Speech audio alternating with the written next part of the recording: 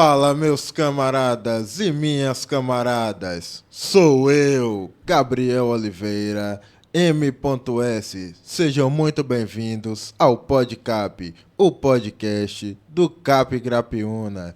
Estamos recebendo hoje aqui a doutora Natália Paulino, que é neuropsicóloga. E aí, doutora, tudo bem? Olá, bom dia, Gabriel. É uma satisfação, viu, estar aqui com vocês nesse espaço maravilhoso.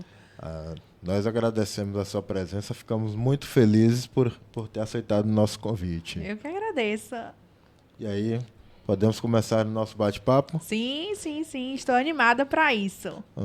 Nada de timidez, tá certo? Pode deixar. Mas, só um momento.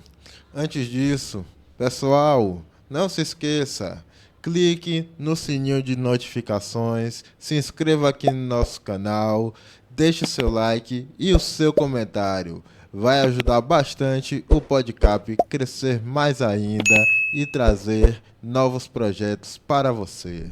Tá certo? Doutora, vamos fazer uma audiodescrição, tá certo? Aqui Sim. para o nosso público. Bem, pessoal, eu estou com uma camisa aqui na cor creme, não tão claro nem tão escuro. Estou, como sempre, com a minha barba tradicional e também o meu relógio no meu pulso esquerdo. Estou aqui, como sempre, a cortina na cor vinho. Estamos aqui com a mesa e os dois notebooks, um para mim e outro para a doutora Natália. Tá certo? Doutora, por favor. Certo. Então, eu tenho 1,69 de altura, estou com uma calça preta, uma camisa listrada preta e branca, também de relógio, Gabriel, no meu punho esquerdo, né? No meu direito, que eu sou canhota, viu? E cabelos soltos, e é isso, né? Fiz uma boa autodescrição? Sim, com certeza. Pronto, sou morena, morena clara. Sim.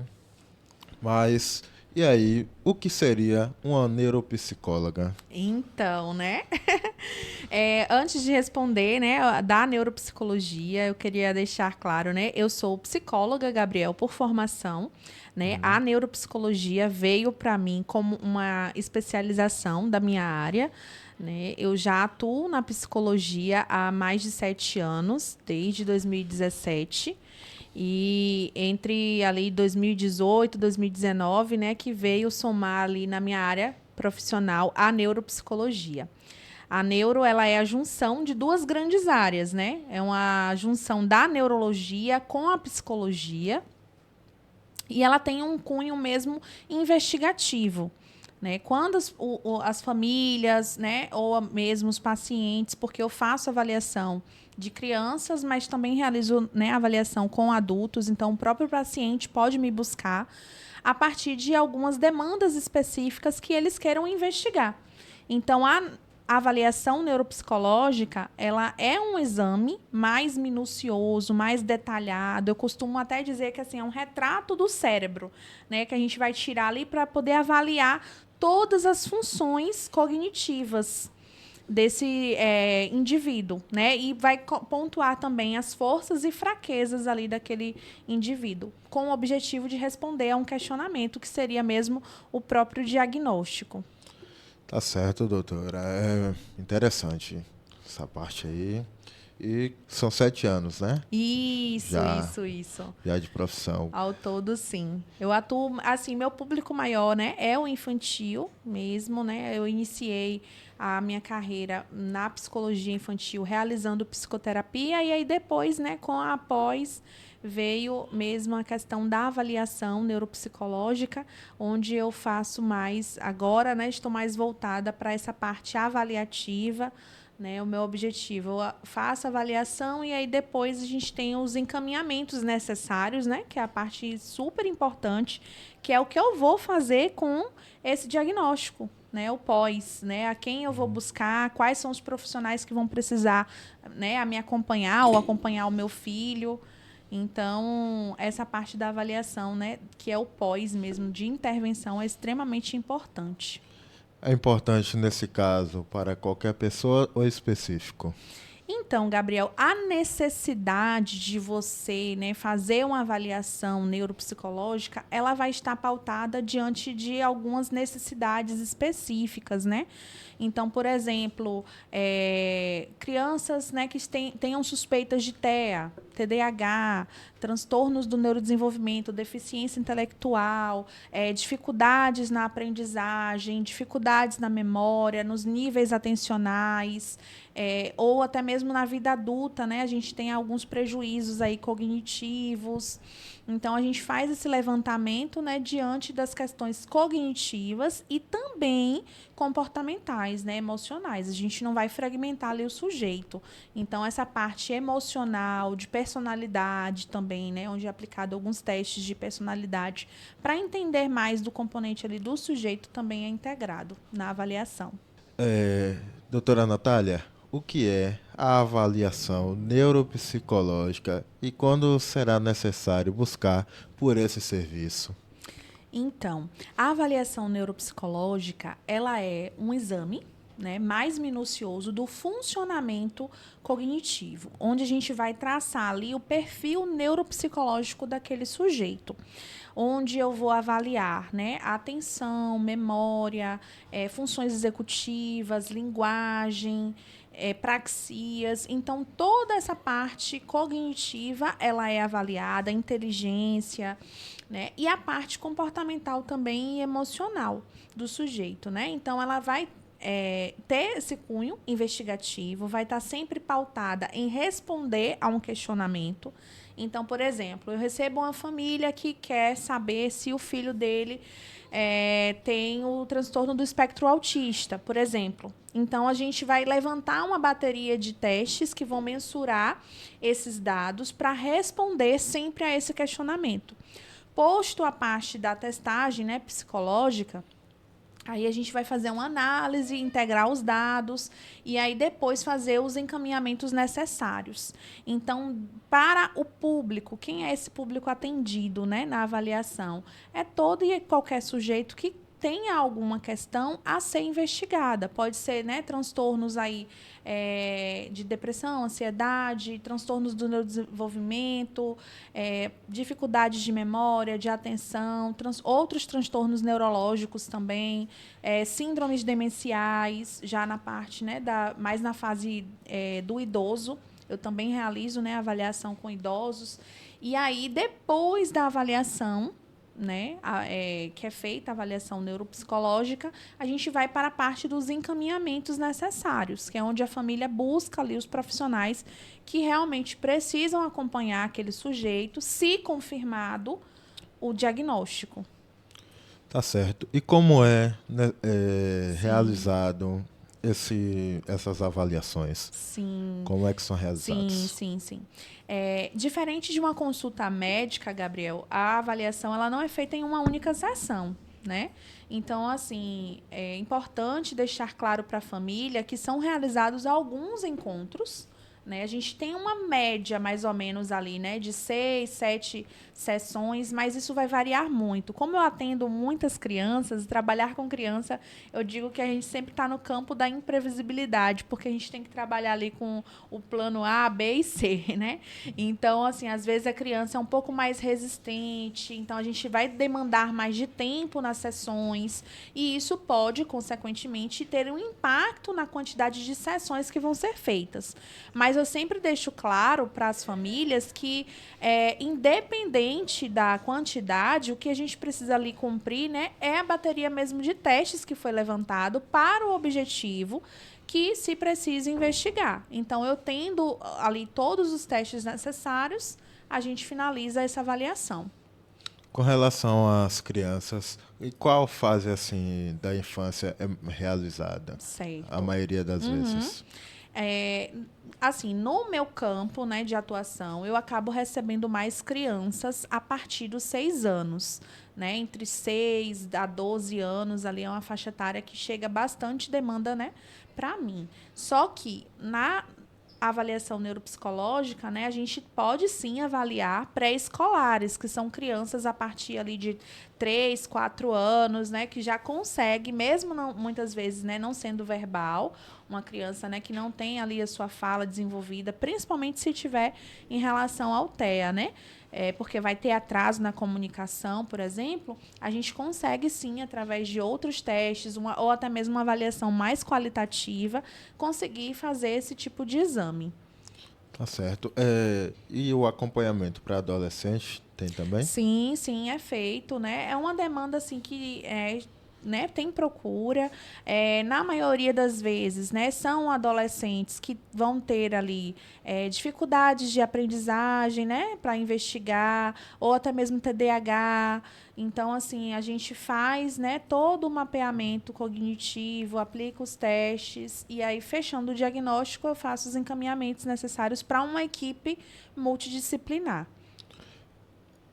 A procura é maior para os adolescentes ou para as crianças atualmente? Sim, atualmente, no meu caso, eu acredito que, assim, até pela minha própria experiência, né, com crianças, eu acabo recebendo mais crianças mesmo, né? São crianças ali entre 6 a 12 anos. Mas tem, né, também os casos de adolescentes ali dos 12 até os 18 que chegam, né, pontualmente. É uma menor escala para mim, mas tem sim.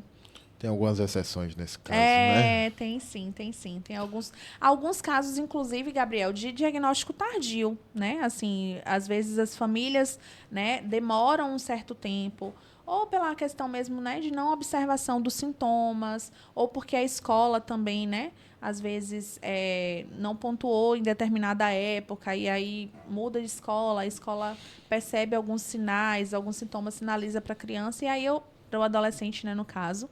E aí chega de forma um pouco tardia, né? Mas ainda assim é possível a gente realizar o tratamento. Essa parte aí que você falou do TEA, o que seria? Sim, o TEA, ele é um transtorno do espectro autista, né? É um dos transtornos do neurodesenvolvimento, ou seja, surge, né, ainda na infância, e as principais características que estão envolvidas ali no TEA é o comprometimento dessa comunicação social e interação e padrões restritos e repetitivos de comportamento. Então, até os 3 anos, a criança vai manifestar ali alguns comportamentos que a gente chama como atípicos, né? O que normalmente ali ou crianças, né, não da mesma faixa etária estariam fazendo, mas ele não está. Então, a gente acende assim, a luzinha para alguns comportamentos atípicos que podem surgir aí nessa primeira infância. Atraso de fala, um brincar mais estereotipado, que seriam algumas repetições, alguns movimentos repetitivos também com a mão, com a boca, o andar na ponta dos pés, o rebaixamento do contato visual. Quando a gente chama a criança, né, a criança não responde, não olha, não tem uma boa imitação. Então, todos esses são sinais, né, que estão associados ao TEA, que vão aparecer nessa primeira infância, mas que muitas vezes esse diagnóstico pode vir de forma tardia mesmo, né? Infelizmente, assim, a não observação dos sinais, né? A não pontuação de alguns profissionais que lidaram com a criança ali, né? E aí isso faz com que o diagnóstico venha de uma forma mais tardia mesmo. Uma curiosidade pessoal. Nesse Sim, caso, em relação ao autismo, sim. a pessoa já nasce com o autismo ou se torna autista ao longo da vida? Sim, é uma dúvida muito importante, Gabriel, né? E assim é necessário esclarecer ao público, né? O autismo, né, já é uma condição que a pessoa nasce, né? Não é desenvolvido. Então, os sinais eles passam a ser percebidos logo na infância, mas muitas vezes nem todo mundo tem esse olhar sensível a perceber tão precocemente. E aí a dúvida é, mas ele não era né, eu nunca observei nada, não significa que não estava lá, né, os sinais do autismo. É porque não foi observado naquele momento. E eu acredito que hoje, com a grande informação que a gente tem nas mídias, né, hoje o público está sendo mais alertado em relação a ter esse olhar sensível a esses sintomas e aí chega para a clínica também de uma forma mais precoce. Eu não sei se você já teve essa impressão, né? Nossa, parece que está tendo tantos casos de autismo hoje, né? Então, assim, o autismo está realmente em evidência porque tem se falado, a gente tem mostrado, trabalhado, né, em cima disso, porque a intervenção precoce, ela de fato transforma a vida do sujeito. E, assim, é notório o desenvolvimento de uma criança que chega para os meus cuidados aos 2 anos, 3 anos, de uma criança que não teve o tratamento adequado e que só vai receber esse tratamento depois dos 7, 8, né? E são fases de desenvolvimento, né, diferentes, discrepantes. Então, a gente perde oportunidades de aproveitamento desse cérebro, né? Da neuroplasticidade. Então, quanto mais cedo vier, mais cedo, né, qualquer sinal de atraso a família perceba, é importante. Mas essa condição já nasce com o indivíduo e mesmo com as terapias, ele não vai deixar de ser autista. A gente vai trabalhar com o quê? Com os impactos, tá? Desses prejuízos. A gente diminui, assim, a gravidade dos sintomas. E aí, por isso que é um espectro, porque são sintomas mais graves que vão diminuindo a sua intensidade e se tornando mais leves. Nesse caso, eu tenho um exemplo. Sim. Eu tenho um primo que o autismo dele foi conhecido apenas quando ele tinha 15 anos. Sim, sim. Hoje ele está, se eu não me engano, com 18. Uhum. E uma pesquisa que eu vi também há um tempo atrás, falando que, se eu não me engano, até 2032, todas as famílias vão ter uma pessoa com Sim, o autismo. Sim. A margem hoje, né? Assim, já esse número, né, estatístico, ele tem aumentado, né? A cada 36 crianças, 3 pelo menos, né, serão autistas ou receberão esse diagnóstico, né? E aí, no caso, por exemplo, do seu primo, né, com 15 anos, né, já foi um diagnóstico tardio. E aí, na avaliação, eu sempre peço para os pais, por exemplo, lembrarem da criança na infância, porque esses sinais, esses sintomas, eles foram manifestados lá na infância. Não é que a criança depois desenvolveu, né? É porque muitas vezes também não é percebido. Então, a gente tem que ficar muito atento a isso, né? Ao que a criança está manifestando nesses períodos aí da primeira infância, até os 6 anos. É extremamente importante. Tá certo. E na questão do controle do autista? Em relação... Ao controle. O autista que tem, por exemplo, o nível 3, que é o mais forte. Sim, o nível de suporte, né? Isso. A gente vai, tem os níveis, né, de suporte 1, 2 e 3. Então, assim, a criança que recebe um diagnóstico, né, no nível 3 ali precisa de um suporte realmente, né, maior, um engajamento maior da família, de toda de todos os terapeutas envolvidos, né? Muito provavelmente aí já são crianças que precisam também da medicalização associada, porque são crianças, né, que vão ter mais manifestações, mais comprometimento, né, da sua funcionalidade.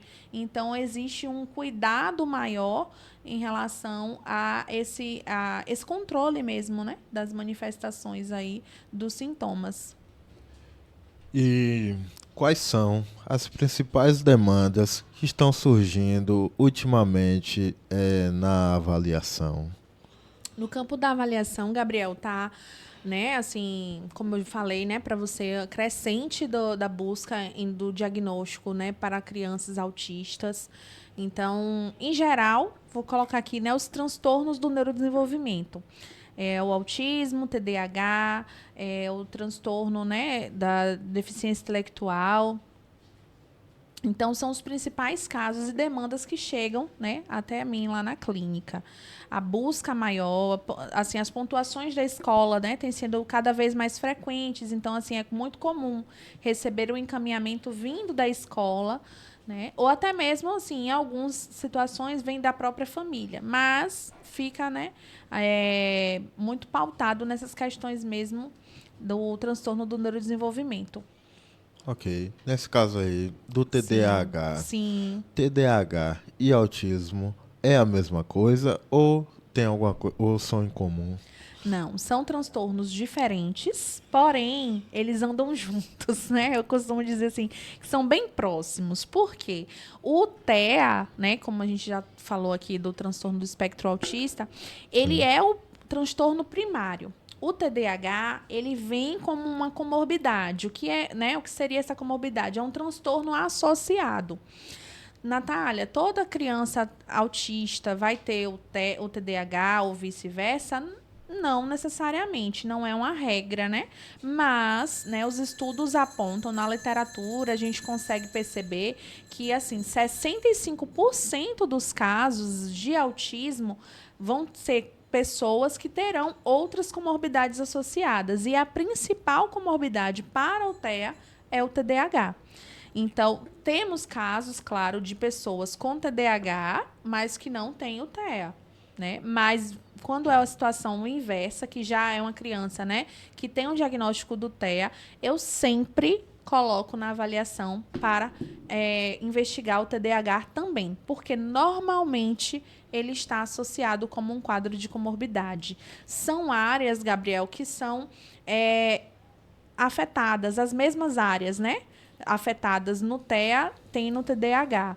Então, por isso que são diagnósticos muito similares, que se confundem, e é comum também, às vezes, a criança receber o diagnóstico do TDAH, porque eu costumo, né, dizer que o TDAH é aquilo que a gente está vendo, aquele, né, o furacão, o que está visível. O TEA, ele já tem um padrão já mais cadente, mais, né, rígido, mais da regra. Então, o que é visível, o que é notório na infância? A criança que tem um TDAH, a gente percebe que o comum, né, do senso comum. É aquela criança que não para quieta, que está ali escalando móveis, que está subindo nas coisas, que está sempre em atividade, que se atropela nas coisas, que falta planejamento, falta organização. Então, isso tudo são sintomas muito visíveis e perceptíveis, porque uma criança que é assim, elétrica, né, vai incomodar, entre aspas, na sala de aula,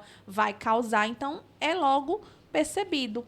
E aí é sinalizado, a família recebe muitas vezes esse diagnóstico, mas por trás do TDAH pode ser que a criança tenha o transtorno do espectro autista ali e não foi percebido no primeiro momento. Então a avaliação neuro vem para responder também, né? Deixar claro porque o tratamento, ele precisa englobar as duas condições em casos de pessoas que tenham os dois transtornos, mas são distintos.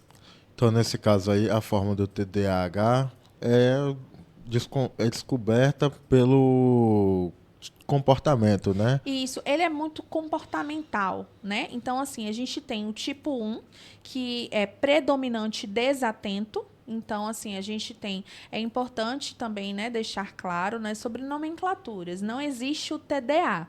Existe, né, o TDAH predominantemente desatento, porque a criança ou adolescente, ela pode não ter a hiperatividade ali associada, ser só componentes da desatenção.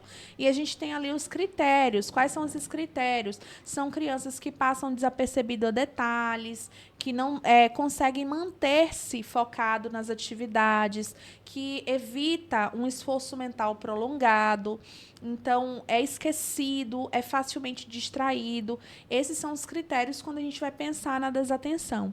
No tipo 2, a gente tem a hiperatividade, né, que já exatamente isso que eu pontuei, né? Da explosão, furacãozinho, que né, atropela as coisas, não para quieto, fala excessivamente, tem uma agitação psicomotora muito grande.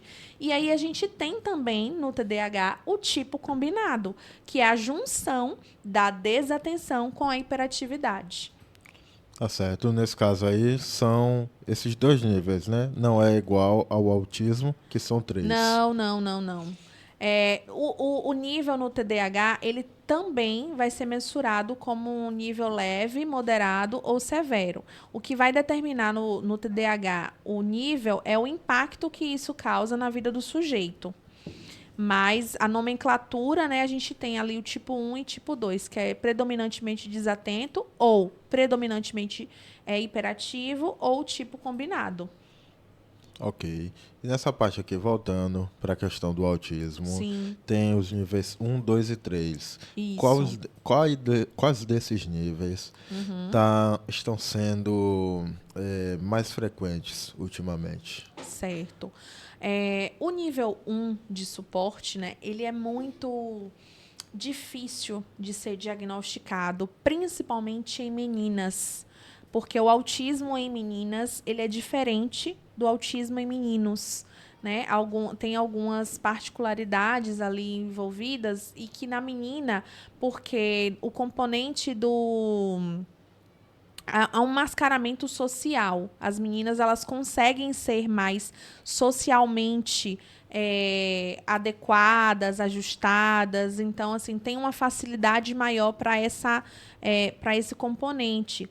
Então, quando estamos diante de um quadro de nível 1 de suporte, né, a gente vê ali um mínimo dos sintomas, mas não quer dizer que não existam. Os sintomas existem, estão ali. Os prejuízos, né, vão ser reais, assim como no nível 2 ou no nível 3.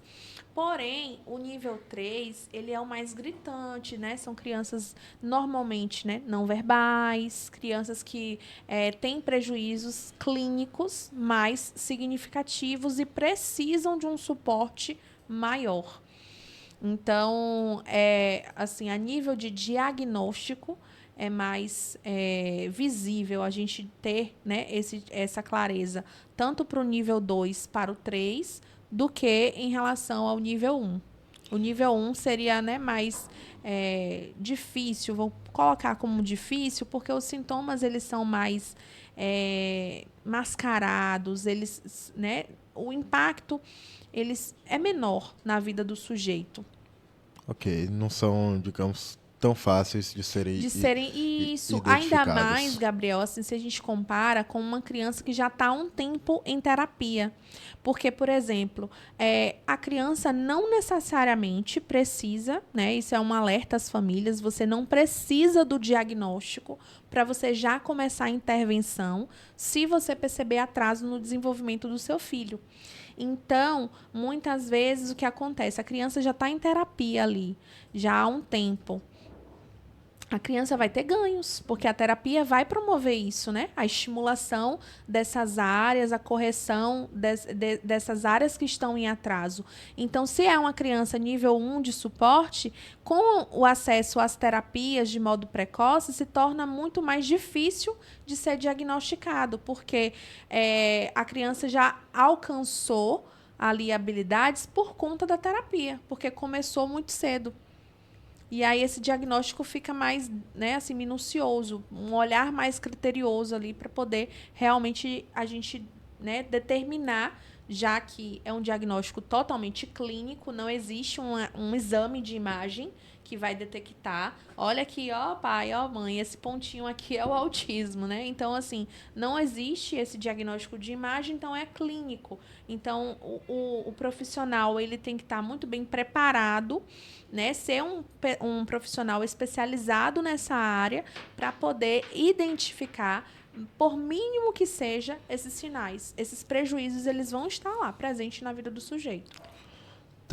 Teria um número, assim, número básico de sessões para o autismo, o TDAH ser descoberto, ser encontrado na pessoa? Sim, então, na avaliação, né, como eu pontuei para você, a gente determina, porque a avaliação, ela tem um início, um meio e um fim, né? Então, assim, quando eu recebo casos para avaliar TDAH ou autismo, a gente determina, sim, né, essa quantidade de sessões, em média ali de 6 a 8 sessões, do começo da avaliação, desde a entrevista de anamnese até a entrega do laudo. Nesse processo também é importante que o profissional tenha o acesso à criança em diversos contextos. Então, eu faço, por exemplo, a visita na escola, porque no ambiente clínico eu estou em um ambiente que é controlado. Muitas vezes é só o terapeuta e a criança. Então, às vezes, a criança responde muito bem a adultos, mas na relação com os pares, né, com outras crianças, é onde falha. E na vivência natural da criança, onde é que eu vou observar isso? Na escola. Então, é importante fazer essa visita escolar para ter esse olhar direcionado ao ambiente natural da criança. E aí, com essas sessões, né, específicas, a gente consegue, sim, fechar o diagnóstico. Porém, eu digo também, né, que é importante que essa família passe por uma avaliação com os outros profissionais. A gente trabalha muito com uma equipe, né? Inclusive, eu tenho uma clínica nesse formato, né, de equipe multidisciplinar, porque tem o olhar da fono, tem o olhar da psicomotricista, tem o olhar da psicopedagoga, então, assim, da nutricionista. São diversas áreas, mas que esse sujeito ele vai estar inserido. E o autismo vai falhar, vão existir falhas nessas áreas e que eu preciso do suporte desses meus colegas, né, das minhas colegas, para fazer essa análise mais detalhada, para que o tratamento ele seja adequado. Até porque o viés do tratamento, tanto do autismo quanto do TDAH, é pautado em cima de uma equipe multidisciplinar. Sim, nesse caso aí são entre 6 a 7 sessões. Isso, uma base, né? Às vezes passa um pouquinho, dependendo da criança, mas a nossa média, assim, no período da avaliação é esse tempo mesmo. E como seria as sessões? É semanalmente, mensalmente?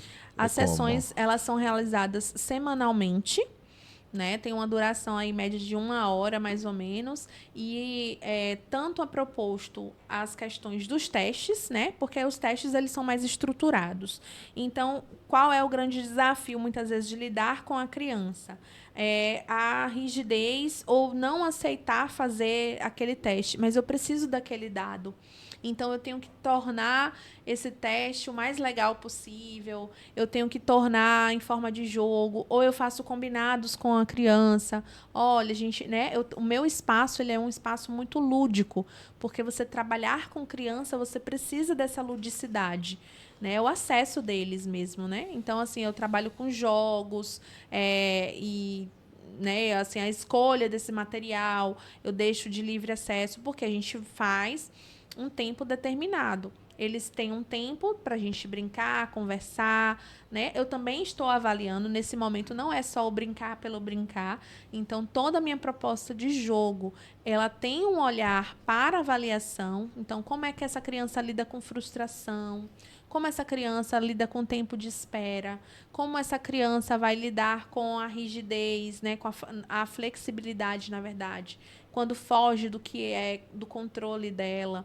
Então, é um olhar muito voltado para essa avaliação através dos jogos, né? Os jogos, eles são, sim, instrumentos na avaliação. E, obviamente, né, os testes como um padrão mais estruturado, né? Onde eu consigo mensurar dados. Então, nesse caso, esses jogos seriam tipo um teste de comportamento. E só uma observação, né, mais comportamental ali para observar esses detalhes. Que para a criança é só uma brincadeira, mas para a gente o brincar é papo sério. Pensa de uma forma, mas é outra. E os pais, como é que eles se sentem com isso? Como é que seria? Como é que um pai se sente quando você passa o diagnóstico de positivo do autista para Sim, eles? sim. É um momento, Gabriel, assim, né, que a gente tem que ter muito cuidado, muita empatia também, né? E deixar claro que eles são participativos o tempo inteiro. Desde a entrevista inicial, a gente tem que trazer para perto mesmo essa família. O engajamento da família muda tudo também no processo avaliativo, né? Quando a gente tem pais engajados, pais que se propõem a participar de um modo muito mais ativo, né?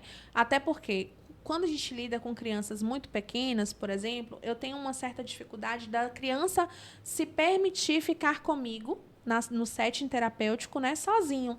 Então, eu preciso ali daquele pai, daquela mãe na sala, né, participando junto comigo para que a criança me dê esse espaço. Vínculo terapêutico, ele é construído. Então, isso pode demorar. Como é só uma sessão por semana, às vezes pode demorar 2 sessões, 3. Depende muito de cada criança, né? Tem criança que se permite mais desde o primeiro encontro. Mas aí eu chamo essa família para perto mesmo. Eles acompanham a criança no processo da avaliação, estando dentro da sala, né, ou não. São entregues também alguns protocolos, alguns testes, onde a família vai responder. Eu normalmente também incluo até outras pessoas que fazem parte da rotina da criança. Por exemplo, às vezes é uma criança que é cuidada por uma babá. Essa babá é muito importante. Ela está no convívio com a criança todos os dias, faz parte da vida dela. Então, essa babá precisa participar da avaliação. Muitas vezes é uma avó, né, um avô que cuida, então a participação na escola, então integrar todo mundo, isso é fundamental. Quando a gente chega na parte da devolutiva, né, vamos, né, confirmou realmente, né, a criança ela tem os critérios ali suficientes para se firmar o diagnóstico. É onde a gente precisa demonstrar, né, muita empatia, apresentar os dados, né? Eu sempre pergunto primeiro para eles o que eles entendem sobre o assunto, né, para poder a gente tirar dúvidas ali. E eu deixo também à disposição, caso eles precisem de um novo encontro, porque é uma enxurrada de informações, né? Eu estou trazendo uma coisa nova para eles. Então, assim, às vezes a pessoa precisa de um tempo para assimilar, acomodar as informações e processar tudo isso, né? Então, eu deixo em aberto uma outra sessão, caso a família tenha interesse, para tirar as dúvidas. Olha, dá uma lidinha no laudo com calma, né? Observa todos os detalhes e aí eu fico à disposição. Mas, normalmente, eu faço um momento mesmo muito acolhedor, muito empático, tentando respeitar a rotina da família, né?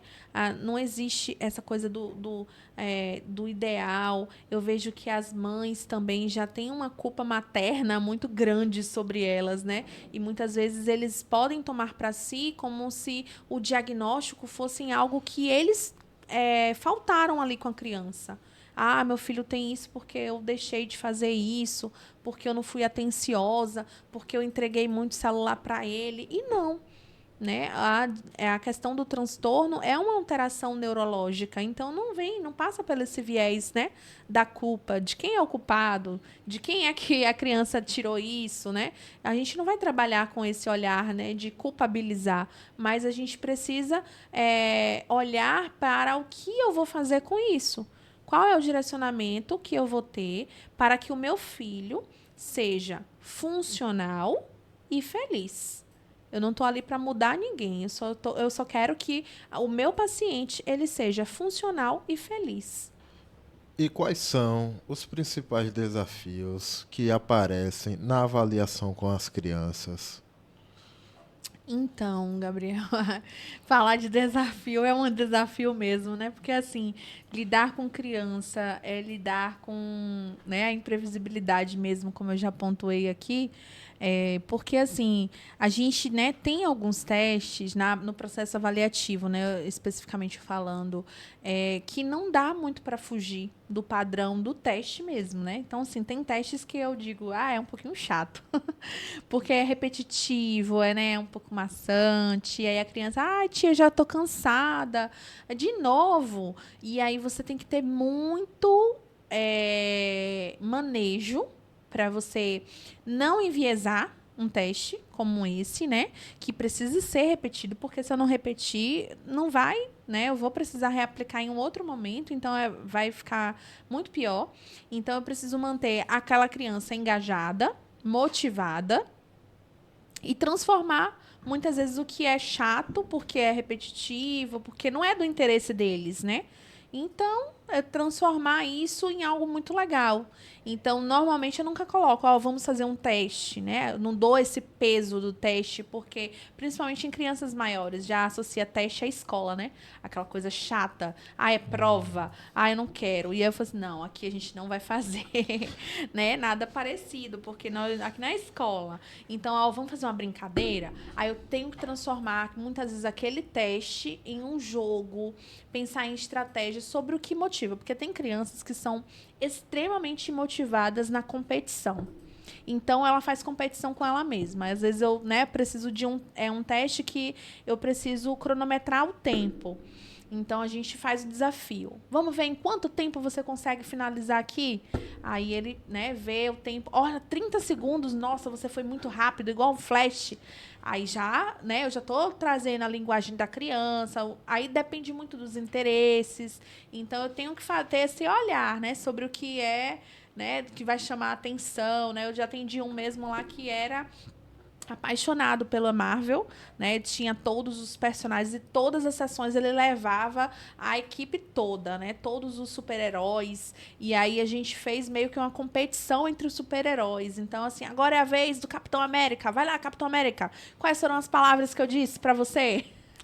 E ele não queria, Ele tava resistindo, eu não vou dizer. Aí eu falei assim, poxa. Aí eu aproveitei, Teve um outro que foi a época do Divertidamente, Todo mundo estava falando do Divertidamente, os meninos empolgados, e aí eu não acredito, eu preciso da ajuda da alegria. Cadê a alegria? Aí a paciente foi lá, pegou. Eu vou falar alegria para você, algumas palavrinhas que eu preciso que o fulaninho repita para mim depois. E aí ele fez a voz da alegria. Mas ele estava respondendo um teste, Então, assim, foi a forma que eu adaptei na hora, Então, assim, tem muita criatividade, porque às vezes a gente tem que criar, assim, do nada, para poder ter essas respostas, Tem testes que não dá para mudar, assim, Não dá para tornar mais legal, porque é da estrutura mesmo do teste. E aí, às vezes, eu vou por parte do combinado também. Tempo, olha, meu tempo, seu tempo. E aí a gente faz os combinados, coloca o cronômetro. E aí eles são, fiéis. Olha, tia, faltam 2 minutos para o seu tempo acabar. Depois é o meu tempo. E eu que me vire. Às vezes eu comprei, na última sessão, eu comprei um tempo do meu paciente. Aí eu falei, olha, eu preciso de mais 10 minutos. Aí ele... Mas e aí? Eu vou ganhar o quê com isso? Aí eu falei, não, eu te dou mais 10 minutos no seu tempo. A negociação lá é pesada para ele aceitar, porque eu precisava de mais tempo para concluir, Ele demorou um pouquinho mais do previsto e eu precisava de mais 10 minutos para concluir. Senão eu ia ter que reaplicar tudo em uma outra sessão. Aí eu falei, eu não vou perder essa, Vou entrar na negociação. Então a gente tem que ter esse manejo mesmo, de... criatividade, de ludicidade, mas também entendendo, Quando eles vão cansando, por exemplo, Por mais que o tempo, Eu falei, o tempo aqui é de 1 hora, mas às vezes eles estão mais cansados, porque às vezes é um dia mais cansativo na escola, fez mais atividades, então o rendimento deles podem estar lá embaixo.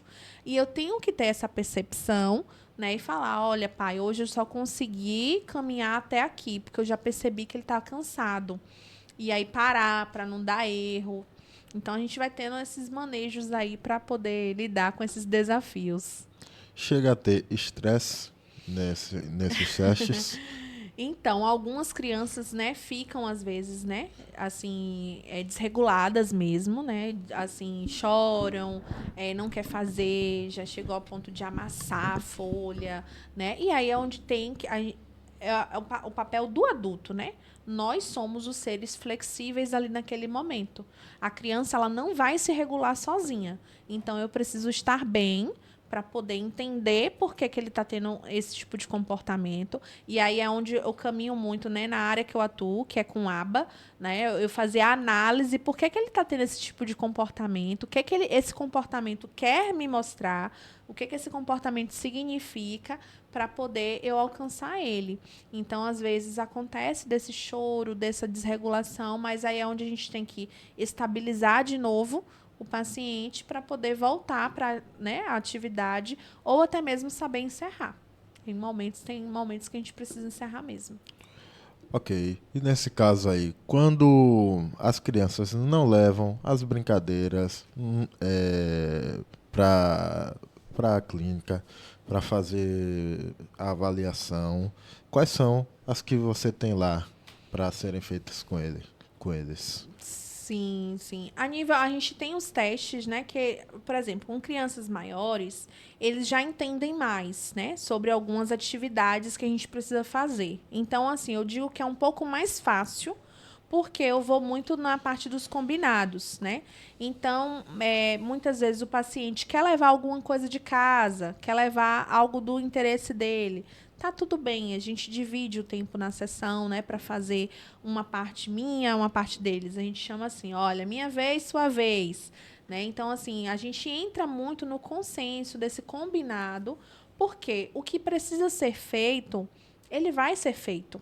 Então, eu faço logo, né, a aplicação de testes, aí eu vou explicando para a criança, olha, a gente já fez o que tinha que fazer hoje, então você trouxe alguma coisa? Ou então eles, né, dão acesso para outros jogos, eles buscarem, né, jogos de tabuleiro, às vezes jogos de ação e reação, de raciocínio lógico. Então, eles acabam aceitando. E tem aqueles que não usam jogos, né, esses instrumentos, e usam da fala mesmo, né? Querem conversar, querem contar situações, contar casos, né? Do que eles vivenciaram durante a semana. E tá tudo bem. Né, o espaço é dele. Qual é o mais fácil ou difícil? A conversa ou a brincadeira? Então, na conversa, não é que seja difícil, né? Porque normalmente eles não optam tanto. A gente conversa mais enquanto joga, né? Do que eles manterem. Às vezes é muito comum, né? Tanto na adolescente ou na criança, eu digo jovens adolescentes, né? Com até 12 anos, por exemplo, deles se manterem numa conversação, só querendo conversar. Então, é só se for algo bem específico ali da pessoa mesmo, né? Mas normalmente eles falam, tá, já falei demais, bora brincar, né? Então, assim, eu exploro muito mais esse vocabulário deles, né? Sobre relações familiares, relações sociais, enquanto a gente joga. Então, se torna mais dinâmico, né? Mais agradável, e é o que eles me dão mais acesso para poder ter essa liberdade nesses conteúdos da vida deles, né? Mas pontualmente, né, pode ser que tenha aquele que goste mesmo, né, de conversar, aí senta, né? Tem uma sala dos adultos, por exemplo, que a gente mantém lá o divã, né? E aí fala, ai, tia, eu quero deitar aqui no divã, porque eu vou falar para você como é que foi a minha semana. E tem crianças que gostam mesmo, né, de falar, né, e de contar sobre resolução de problemas, o que foi, os problemas deles, né? Muitas vezes é coisa boba para a gente enquanto adulto, mas para ele é um problema. E ele quer esse espaço também de escuta. E na avaliação a gente vai ofertar isso também. Tá certo. É diferente, né? Essas partes. Cada nível do autismo tem o seu. Sua brincadeira é diferente, né? Só tem a sua Sim, avaliação sim, diferente. exatamente. Quando a gente pensa, Gabriel, assim, na questão dos níveis, né, do autismo, a gente vai falar primeiro de reabilitação, né, cognitiva. Então, são crianças que precisam ali de estimulação e muitas vezes, né, crianças nível 3 de suporte. Elas têm um comprometimento maior, então, às vezes é aquela criança só grandona, né? Eu atendo pacientes, por exemplo, de 8, 9 anos, que eu fiz agora, recentemente, uma avaliação do desenvolvimento, né, deles e deu o desempenho de uma criança de 3, 4 anos. Então, assim, o nível de comprometimento é muito grande. Então, eu não posso ofertar jogos, né, estruturados, jogos de tabuleiro, por exemplo, que seria de uma criança de 9, sendo que ele não tem competências hábeis, né, para poder manejar esses jogos. Então, eu tenho que ofertar o quê? Jogos e brinquedos que são referentes a crianças de 3, 4 anos. Vai alcançar, vai fazer muito mais sentido para ele. Ele dá muito mais respostas com esses tipos de brinquedos para essa estimulação. Porque quando a gente pensa no desenvolvimento infantil, a gente tem ali uma pirâmide, né? Então, assim, a gente tem que ir para os critérios de habilidades que são referentes às crianças de 0 a 1 ano, de 1 a 2, de 2 a 3. E aquilo ali tem que estar compatível com a criança. Então, não adianta pular etapas. Às vezes, eu tenho uma criança de 9 anos, mas que não tem habilidades específicas para uma criança de 9 anos. Então, vai ter um desempenho de 3 anos, de 4 anos. Então, eu tenho que avaliar ela no que ela tem de habilidade. Eu vou cobrar dessa criança o que eu cobraria de uma criança de 4 anos, por exemplo. O comportamento, né? Isso, de comportamento e de habilidade mesmo falando, né? Por exemplo, esse paciente meu de 9, ele é uma criança totalmente não verbal, né? Ele não consegue ainda expressar adequadamente. Então, assim, ele não aponta. Então, para a própria família identificar os desejos dele, né? Assim, a gente não pode cobrar, ele tem 9 anos. Não, ele, né? Mentalmente, ele tem 4 anos. Então, assim, eu preciso diminuir essa demanda, diminuir essa sobrecarga. E aí, o que está acontecendo? Às vezes, a escola quer cobrar atividades, né? Essa criança de 9 anos estava recebendo atividades de junção de sílabas. É uma criança que nem se expressa verbalmente. Como é que eu vou trabalhar já palavras, sílabas, se ele não tem habilidades ainda nem de reconhecer as letras, cores, né, números? Então, assim, eu não posso exagerar nessa cobrança dele. É muito complicado. Eles, quando chegam para fazer as sessões, se queixam com as coisas que acontecem na escola, fazem esses tipos de desabafo quando não é com as brincadeiras, quando é com a conversa. Então, crianças, né? Eu já recebi algumas crianças autistas, né? Que conseguem, né, verbalizar, conseguem já ter um convívio social maior. E eles se queixam, sim, principalmente de bullying na escola, né? Porque não é compreendido muitas vezes, porque não é aceito no grupo, se sente diferente. Porque eu tenho, né? Muitas vezes tem as estereotipias, né? Então, por exemplo, a necessidade de movimentar as mãos, de fazer flapping com as mãos, a necessidade de caminhar de um lado para o outro. E aí, nesse ambiente social da escola, né, eles se sentem assim abafados no sentido de eu não posso me expressar como eu preciso, porque as estereotipias elas vêm como uma forma de autorregulação. Então, eles não se sentem ali livres para se autorregular por medo, né, dessa retaliação mesmo dos coleguinhas, né? De falar, olha, você é maluco, você é diferente, né? De não incluir no grupo muitas vezes. Então, principalmente na pré-adolescência, é onde tem um peso maior, né? Porque já é do adolescente esse senso de pertencimento a grupos. E aí, com o diagnóstico, muitas vezes eles, né, se sentem assim já, né, recriminados mesmo, né? Assim, Excluídos. isolados, excluídos, né? Muitos relatos de bullying, muitos, né? Deles chegarem, tia, na minha escola ninguém gosta de mim, ninguém quer ser meu amigo. Então, assim, porque eles têm uma dificuldade muito grande em manter esse comportamento social, né? Essa percepção social falha muitas vezes. Então, às vezes eles são invasivos, né? Falam coisas sem pensar, assim, agem, né, de uma forma muito abrupta e é entendido como mal educado. Então, existe esse tipo de comentários mais pesados, mais pejorativos por parte desses colegas e eles se sentem assim excluídos. Esse tipo de exclusão, principalmente na escola, faz com que a criança sinta-se prejudicada, isso pode trazer algum problema psicológico? Sim, sim, com certeza, porque assim, a gente, né, fala muito na clínica sobre essas comorbidades, né, que estão associadas aos transtornos. Então, assim, por exemplo, a depressão, a ansiedade é uma das principais comorbidades também que acompanham esses transtornos. Então, né, já tem os prejuízos sociais, por exemplo, no autismo.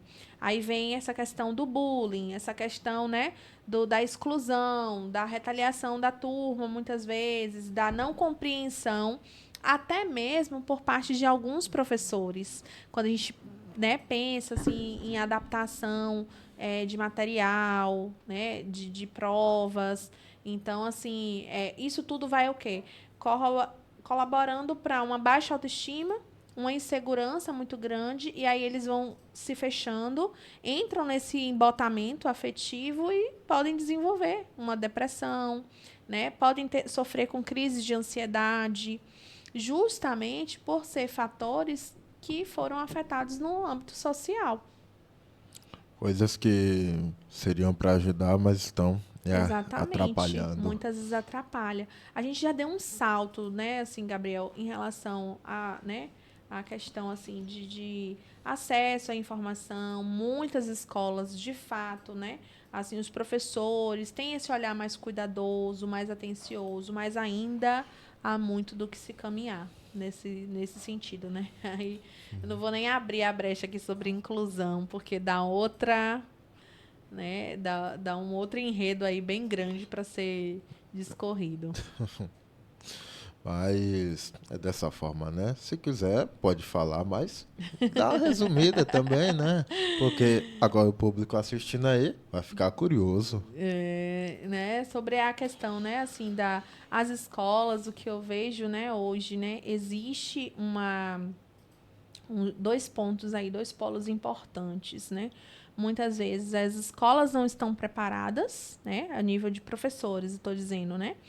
Que é Sim. o que eu vejo em visita escolar, por exemplo, quando eu faço. Às vezes o professor não sabe nem o que fazer com o aluno, como adaptar a prova, como lidar com essas particularidades, né? Ou até mesmo entender dos transtornos, porque a gente não está ali para exigir, claro, especialistas, né, nessas áreas, mas existem essas falhas, né, também da não inclusão, né, de receber o aluno, mas não ter esse olhar sensível, muitas vezes, né? E o aluno ser taxado ali como mal educado, ser taxado como grosseiro, como preguiçoso, e não perceber as dificuldades, né? Do aluno mesmo, né? E até mesmo de ser trabalhado no meio social ali com a turma, né? Falar sobre o que é o autismo, por exemplo. Olha, na turma a gente tem o colega, né, X que tem o autismo, para poder a própria os próprios pares daquela criança eles interagir melhor com eles, né? Ter uma melhor qualidade e evitar também, né, bullying, evitar situações pejorativas, de brincadeiras de mau gosto. Então é necessário fazer esse manejo né, nas escolas, nas salas de aulas, esse preparo para esse olhar mais sensível de uma verdadeira inclusão. Em seu tempo de experiência, já como médica neuropsicológica, quais são as estratégias que poderiam ser feitas para o convívio da família? Uhum. Quais seriam? Sim, sim. Né, a participação da família, aí como eu trouxe, né, ela é extremamente importante, né, assim, principalmente no pós, né, da avaliação. O que eu faço agora com esse diagnóstico? Estou falando em casos, né, que são firmados. Por quê? Tem avaliação também que a gente vai negar, tá? Nem toda avaliação vai, né, vai determinar ali que o paciente, por exemplo, tenha o TEA, por exemplo, né? Tem os casos em que a avaliação é justamente para investigar se existe ou não o suficiente para se firmar o transtorno. Nos casos que a gente fecha o diagnóstico, A gente precisa trabalhar muito com a família na questão da psicoeducação, né, acerca do transtorno e direcionar os caminhos que essa família vai percorrer.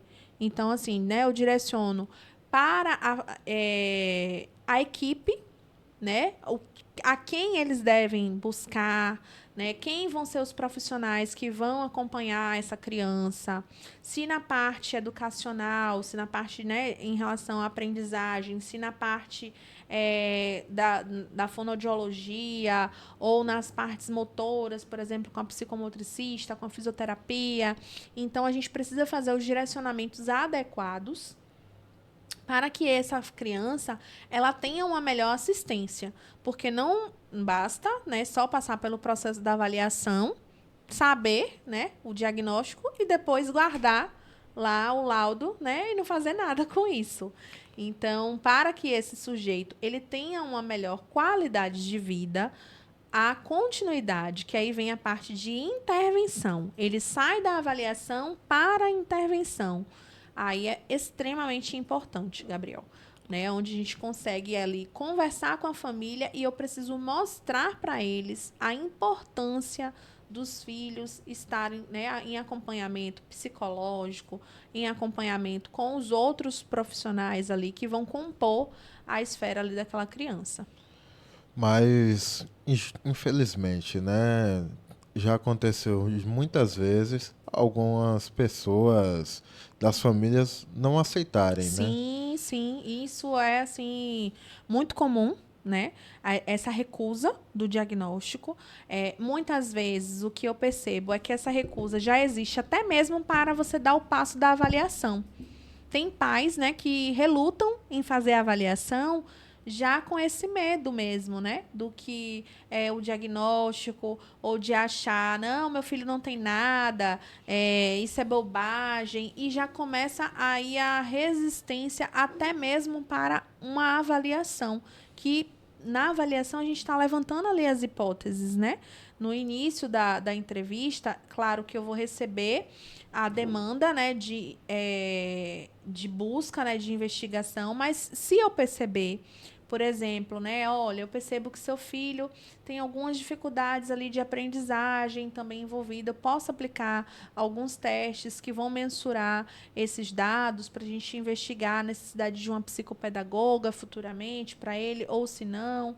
Então, assim, eu preciso levantar o máximo de hipóteses. A família já está pagando pelo serviço ali da avaliação para investigar. Então, por que não a gente ampliar essa avaliação para as reais necessidades, né?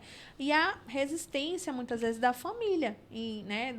De um dos pais, por exemplo. Sempre tem um ou outro, né? Que vai estar mais resistente. E aí, na hora que vem o resultado, né, eu estou mostrando, não é com base no que Natália acha.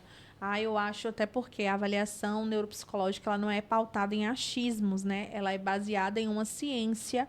Então, eu estou trazendo dados quantitativos, dados mensuráveis, justificando o que tem ali presente de sintomatologia para aquela família. Então, né, é óbvio, né, do ser humano, né, assim, aceitar ou não, mas o meu papel é alertar, né, identificar e apontar os caminhos necessários. Tanto é que no meu laudo eu sempre coloco como orientações. Eu não vou estar ali forçando ninguém, né? Você é livre para você fazer o que você quiser com seu filho. Mas as minhas recomendações, as minhas orientações são estas, estas e estas. Ok. E nesse caso, ultimamente, ou no geral, né? Sim. Quando uma avaliação vai ser marcada, quem dá o primeiro passo? O pai ou a mãe? Sim. Normalmente, assim, as mães, né, sempre estão mais à frente. Eu vejo, assim, que nesses anos aí de avaliação, poucas vezes eu vi alguns pais ali se posicionarem, né? Tem alguns casos em que é, inclusive, uma avó que sinaliza, uma tia que busca, né? E eu pergunto, quem é o responsável pela criança? Aí passa, né? Não, a mãe vai, o pai vai, mas eu tô marcando aqui. Então, assim, isso já diz muito também sobre o retrato dessa família, né? Quem está buscando esse primeiro passo, esse primeiro contato.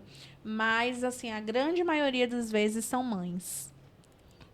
Tá certo. Como você falou aí, além dos pais, tem tios, avós. Sim, sim. O que vale mais é a união. Exatamente, né? Independente se eu perceber ali, né? Meu sobrinho, eu vou pontuar, eu vou, né? Ah, é um primo, é um amigo. O que vale realmente, né? É essa percepção de amor, né? De cuidado e, assim, atenção mesmo, né? Para com esse sujeito, para que ele tenha um melhor desenvolvimento. Né? Se você percebe, não tem. Às vezes a gente não consegue nomear, mas a gente fala, não, tem alguma coisinha ali diferente, né? E aí leva essa coisinha que você não consegue nomear para avaliação, que aí na avaliação a gente consegue, né, identificar quais são essas forças e quais são essas fraquezas ali do sujeito, até mesmo a nível de estimulação cognitiva, né, para que essa criança ou esse adolescente tenha uma melhor qualidade de vida. Ok. Nesse caso também, quando a união da família é mais forte, isso ajuda no desenvolvimento da criança? Sem sombra de dúvidas, porque, Gabriel, a questão, né, de todos estarem no mesmo propósito, isso facilita muito na parte da intervenção, a nível, eu digo, de estimulação mesmo, né? Porque tá todo mundo ali vendo o que é necessário, tendo a mesma ótica e vai estimular a criança. Tanto é que, assim, a gente tem o plano terapêutico, né, das crianças, aí eu já estou falando mais da intervenção. Porque, assim, eu faço avaliação, mas eu também faço a parte de intervenção, né, com crianças autistas e transtornos do neurodesenvolvimento. E, na maioria das vezes, são crianças, né, de 0 a 6 anos. Quando a gente tem esse engajamento da família, a gente usa esse plano para generalização desses comportamentos de ganhos de habilidades. Então, assim, tá com a avó. A avó sabe, né? Olha, vamos estimular mais a linguagem, vó. Vamos trabalhar mais a parte motora. Ele precisa de mais funcionalidade, mais autonomia. Então, deixa ele calçar uma sandália. Porque são habilidades tão automáticas do dia a dia que para a gente é natural, que para a gente, né, é tão simples, mas que para a criança pode ser difícil. E ela precisa desse espaço, dessa zona de oportunidade, na verdade, para a estimulação. Então, quando a gente tem toda a família engajada, tios, avós, para onde a criança vai, tá todo mundo sabendo que ele está na terapia, que ele está sendo estimulado para isso, para isso, para isso, tá todo mundo ajudando. Então, automaticamente essa criança faz mais vezes essa estimulação adequada e ganha mais resultados de um modo muito mais rápido daquele que muitas vezes só faz a estimulação na terapia, na clínica. Nesse caso aí, como seria, por exemplo, tem a união com a família, mas tem uma certa exclusão na escola. Uhum. Qual, em qual forma seria assim, ajudaria? Porque vai estar dividido. Como é que seria? Então, o papel, Gabriel, da escola é somar na vida desse sujeito, né? Então, assim, se é uma criança que precisa dessa estimulação, a escola ela precisa estar aberta à equipe também que está acompanhando essa criança, porque nós estamos ali no mesmo propósito, que é potencializar, né, essa criança a um nível de funcionalidade muito melhor, né? Então, para ela estar muito mais integrada também socialmente. A escola, eu digo, né, a nível de professores, a equipe, desde ali o porteiro, todo mundo que está presente nesse ambiente escolar, educacional, eles precisam ter essa sensibilização, né? E também estar aberto essas, né, oportunidades, a visitas, né, dos profissionais que estão acompanhando a criança, as orientações. Essas trocas são muito ricas, né? Do que eu, enquanto escola, posso fazer para melhorar a vida de João. A gente vai trabalhar isso, isso, isso. Então, assim, em equipe, em consenso, a gente consegue, né, tornar mais linear os nossos objetivos. Todo mundo falando na mesma língua, a gente consegue alcançar melhor os resultados do que só faz na clínica, não faz em casa, não faz na escola. Somos uma tríade. Então, é escola, clínica e família. Ok. Tá certo, pessoal. Como vocês viram aí, que grande aprendizado que a doutora Natália está passando aqui para nós. Mas, uma coisa que eu digo, né? Tudo que é bom dura pouco, né, doutora? É verdade. Estamos encerrando aqui o nosso podcast. Mas antes, suas considerações, por favor. Pronto.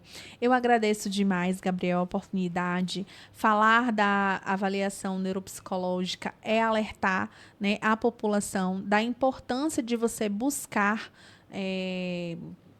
um diagnóstico, buscar uma melhor funcionalidade para esse sujeito que tenha algumas dificuldades, né, que apresente algumas dificuldades. E intervenção precoce, ela muda vidas. Então, ao menor sinal de atraso, de dificuldade, né, que você observe em uma criança, no seu filho, no seu sobrinho, né, vale procurar um profissional especializado para que você busque respostas, né, para que você busque o melhor para aquele que você ama. Então, eu agradeço demais a oportunidade de poder ser hoje, né, uma porta-voz aqui para estar disseminando conhecimento à população de modo geral sobre essa área que é tão rica, tão importante e necessária.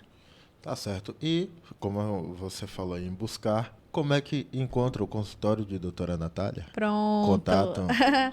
Certinho. Nós temos uma clínica, né, que fica ali localizada na Rua Leopoldo Freire, próximo ali ao Meira, né, ao Mercado Meira, na Juraci Magalhães, a Clians.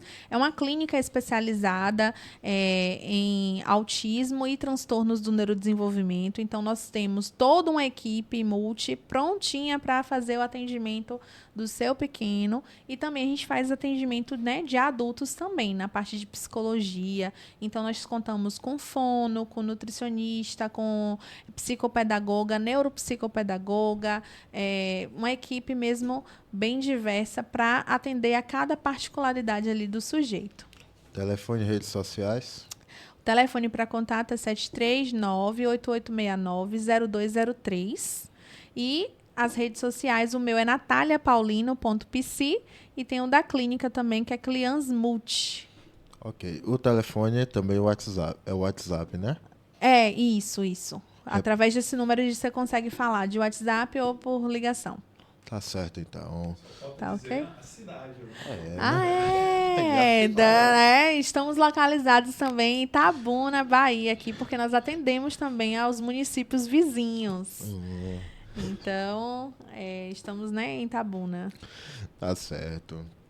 Estamos chegando aí, pessoal, com o fim de mais um podcast. Mas antes, lembre-se, antes de terminar de assistir, curta, comente e compartilhe. E vá no sininho de notificações, se inscreva, porque cada vez que uma entrevista for postada, você vai receber na hora.